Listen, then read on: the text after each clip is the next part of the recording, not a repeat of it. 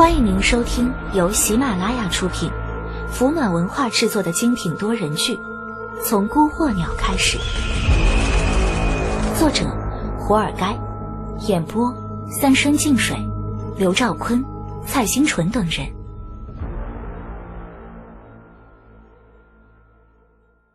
第325回，罪魁祸首。李岩揉了揉耳朵，面前的钨钢大门轰得稀巴烂，或大或小的窟窿连成一片，形容凄惨。换了子弹之后，疯狂的萧克威力更大了。他摸了摸滚烫的门，抽出虎头大枪捣烂那些边角，一撑窟窿的边缘跳了进去。面前是一条长长的甬道，四周光线昏暗，霰弹的剧烈爆破让无数灰尘在光线中飞舞。两边是错落的木框门，有的还半掩着，黑雾般的苏兜鸟散开，钻进两边的门，无数影像在李岩眼前闪过。蓦地他眉头一挑，快步走进了左手边的一道门。这是一间老旧的房间，承落的文件和铁柜子散落开，遍地是废纸。一只苏兜鸟在书桌旁边盘旋，李岩走近，桌上的订书器压住一张发黄的照片，上面几十个穿白大褂的人坐成几排。李岩一眼就看到了坐在最前头的榆树，单马尾，无框眼镜搭在鼻梁上，两只眼睛不自觉地往上掉。其他的研究人员有男有女，人种也非常驳杂。李岩四处翻找着地上的文件和废纸，上面大多是数据、图纸和人体模型描边，还有一些工作人员的笔记和其他零散的照片。因为年代久远，大多科研笔记已经没有什么价值可言，可李岩把这些照片和文件都搜罗起来，花了半个小时的时间仔细阅读，却逐渐勾勒出了一个和自己印象当中完全不同的榆树。榆树，大本钟研究院核心研究人员，岭东时代云海制药的奠基人和大股东，性格方面木讷、邋遢、专注。他参与主持过众多关于基因药剂的研发试验，是亚细亚州基因药剂领域的先驱之一，在10多年前神秘失踪。这些关于榆树的描述，李岩并不怎么惊讶。在南洋，自己也有海盗夫人的义子情人天宝仔这样的标签。榆树在这个世界有合理的出身，这说明他是在鬼主穷奇占据这颗果实之前就来到这个世界的。所谓云海制药大股东，也只是人土伪装的身份。至于神秘失踪，李岩推断榆树在那个时候叛出了阎浮，那么人土自然也就没有必要为其遮掩，所以干脆抛弃了假的身份运营。没过多久，李岩又从另一个房间里发现一本厚厚的相簿，目录上写着历次水珠公园与会人员临别合影。他舔了舔嘴唇，翻动起来这些相片。水珠公园沙龙聚会，自从第一支4阶药剂问世以来，一共举办了93次，最频繁的时候一年要举办10来次，少的也有4、5次。第一次水珠公园在大洋对岸的华盛顿遗址举行，举办人是现在大本钟研究院的院长，一个叫苏玲的美利坚华裔，榆树并没有参加。之后水珠公园的召开越发频繁，在第3次水珠公园会议召开的时候，榆树才参与进去。当时科学界突破的课题是第一款在有限生命内保持巅峰体能和容貌的基因药剂被研制出来。之后榆树分别参与了第4次、第7次、第10次的水珠公园会议。之后各大公司对基因能力的研究达到井喷期，各种五花八门的基因能力药剂纷纷问世。榆树一段时间里几乎次次必到。照片上的与会人员有大概10来个老面孔，每次聚会都能看到他们。其中白种人占了一大半，所以黄种人就显得非常显眼。可除了余数，每次水珠公园沙龙的合影当中，李岩却都能找到至少7、8名黄皮肤的研究人员，他们有的多的参加了3、4次，少的1、2次。还有一个规律是，基本上每回水珠公园召开，一定会有新面孔，而且一定是黄种人。没一会儿，照片就翻完了，的确只是简单的聚会沙龙合影而已。闭目思考了一会儿，李岩悚然睁眼。他重新翻开相簿，这一次他翻得很快，似乎在有意识地寻找什么。终于，他的目光停留在一张男人的脸上。这是一个强健昂扬的男人，尽管穿着一身白色大褂，也掩盖不住他不经意间那股睥睨的味道。尽管只有一面之缘，可李岩确信自己没有认错。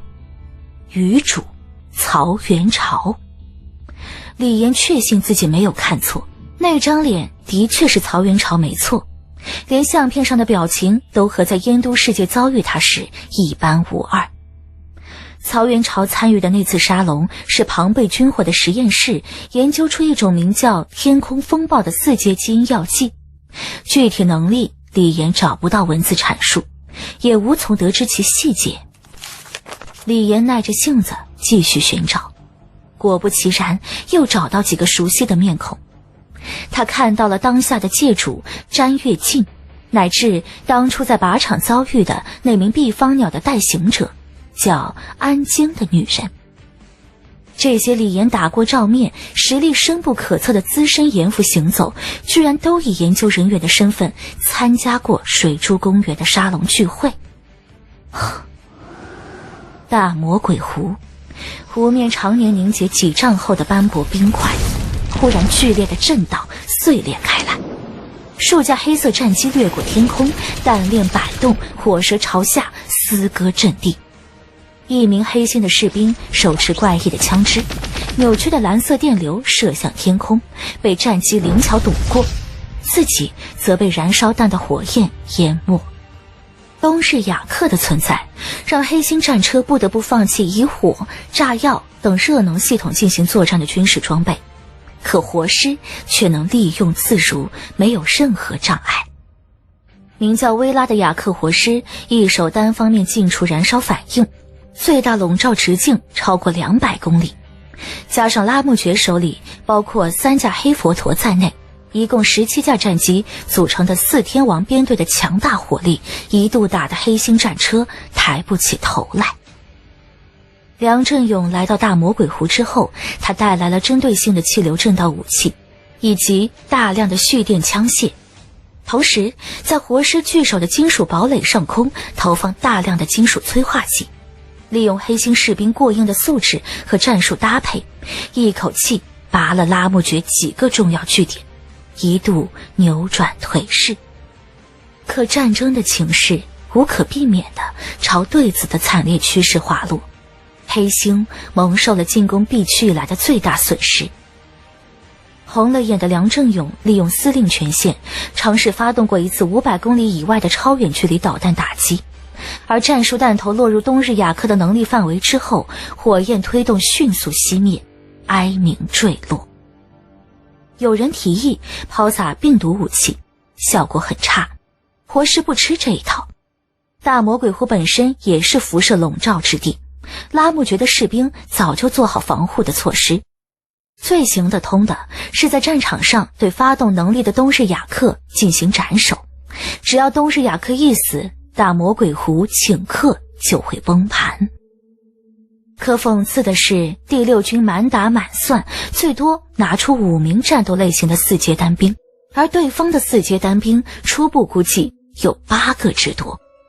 与此同时，B区各地纷纷传来噩耗，大量狂信徒携带炸药袭击黑星部队，尽管在装备的差距之下没有造成太大伤亡，却让 B 区的形势越发紧张。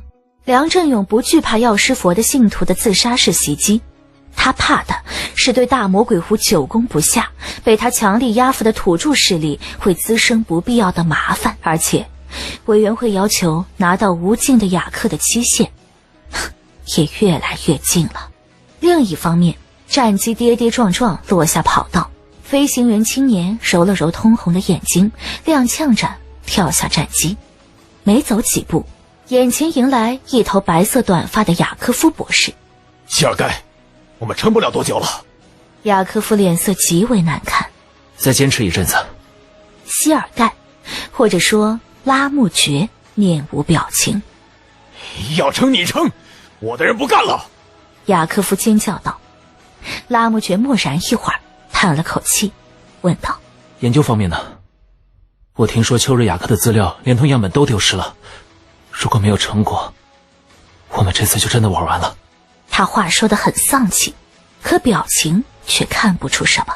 你带来的新设备立了大功，即使没有丘瑞雅克也足够完成框架。至高武阶，它能成为我们最大的筹码。那就好。拉木爵狠狠摘下飞行帽。那我们就来摊牌吧。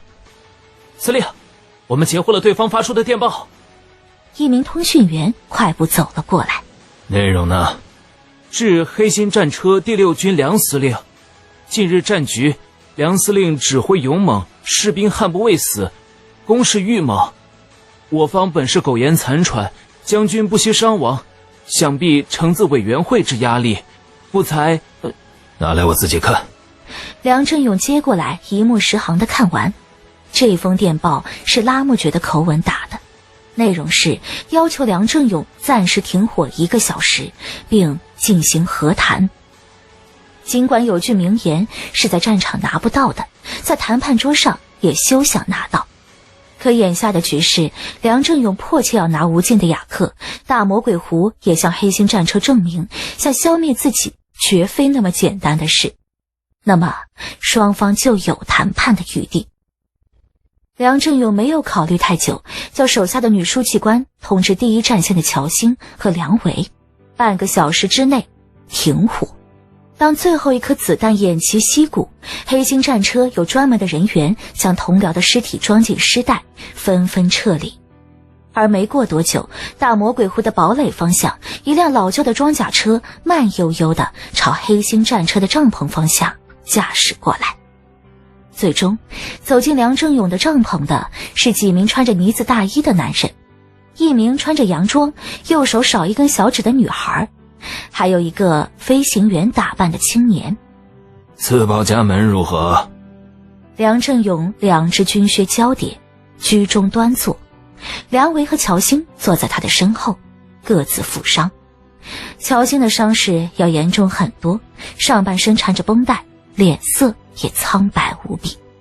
他们是雅科夫博士的助手，曾经铁血苏维埃的军人。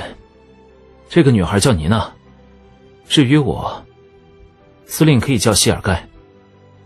梁振勇的表情似笑非笑。哼，希尔盖。他身子往后一仰，悠悠地说：过去无量劫前，此娑婆世界污浊障虫如我时，20时佛出于世，号电光如来，说3乘法而教众生。这青年有些局促地擦了擦手。好吧，你也可以叫我拉木爵。他说出这个名字，帐篷里的气氛明显沉重起来。不过哪怕是乔兴和梁维也没有轻举妄动，这让拉木爵心里又沉了几分。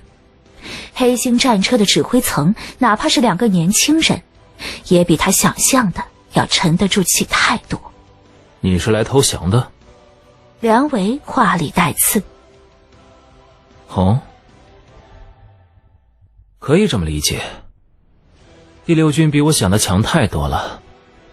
我本来以为至少能让黑心战车出动第1军或者第3军的时候再出面，没想到，哼。拉木爵耸了耸肩膀。他这么坦白，梁维倒是不知道怎么接了。交出所有雅克基因样本和研究成果，我可以让你的后半生在牢房里度过。梁振勇言简意赅。梁司令可真是仁慈，当你屠杀第14军的黑心人员的时候，你就注定死路一条。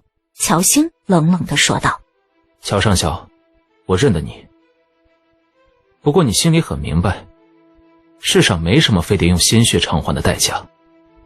正相反，用鲜血偿还鲜血，是高明的政治家最不愿意看到的。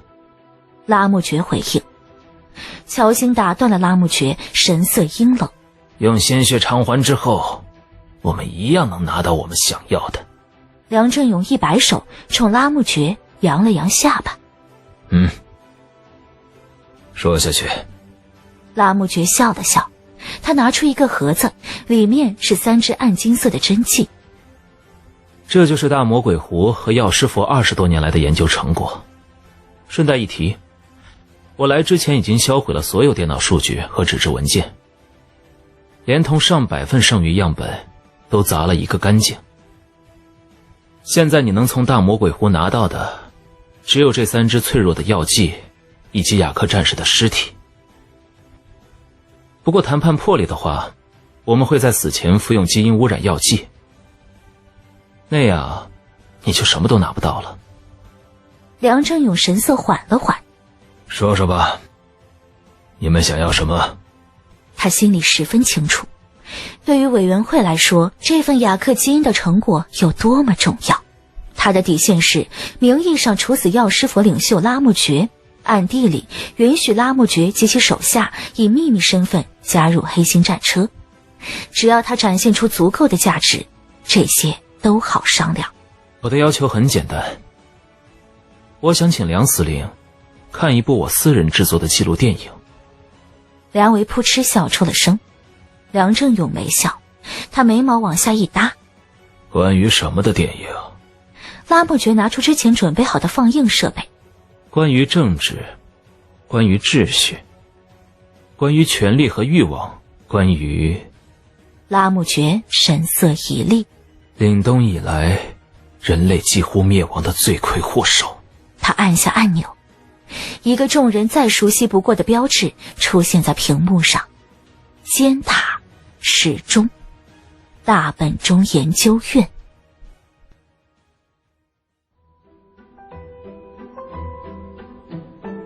您刚才收听到的是由喜马拉雅出品，福暖文化制作的精品多人剧《从孤惑鸟开始》，作者胡尔该，演播三生净水、刘兆坤、蔡新纯等人。喜欢本故事，请直接订阅本专辑。我们下一期再见。